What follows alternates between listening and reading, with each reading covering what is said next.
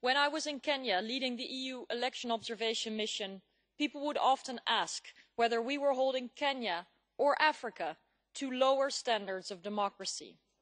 The resounding answer is no. It is unacceptable to hold Kenya, or any country for that matter, to a lower standard. Instead, the EU assesses the extent to which elections meet Kenya's own legal standards and commitments under human rights and international law. Unfortunately, during the 2017 elections, people's rights were not always upheld and trust eroded. Our final report, which is available for everyone to read, looks at the gap between law and practice and gives 29 recommendations. The elections laid bare existing tensions and created new ones that all Kenyans suffer from. No, the standoff has not resulted in as many casualties as in the past, but every death, and every death by a police bullet, is one too many.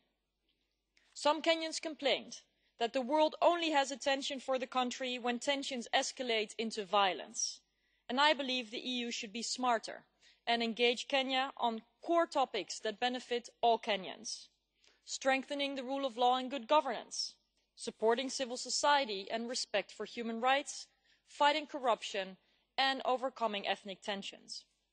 These are just a few areas that I think we hear not enough about, while we hear lots about countering terrorism and trade and other such issues.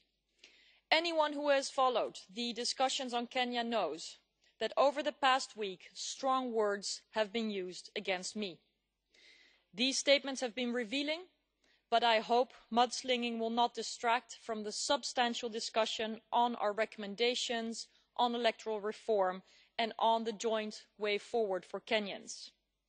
I would like to thank the Commissioner, the External Action Service and colleagues for their words of support for the work of my team and the recommendations that we make. I'm glad that the EU speaks with one voice.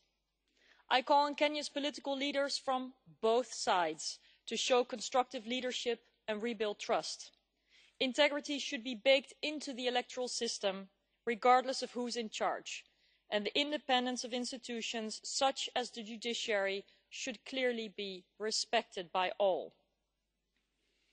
Over the past days, when people read the more critical remarks in our report, they said, "But Kenya is the most successful country in East Africa."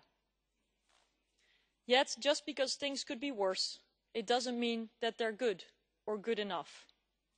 I remain convinced we should never hold Kenya to a lower standard, including on the respect for human rights. And I have met many Kenyans who are keen to enjoy the highest levels of democracy in their country. I wish them strength going forward and for the EU to be their principled partner.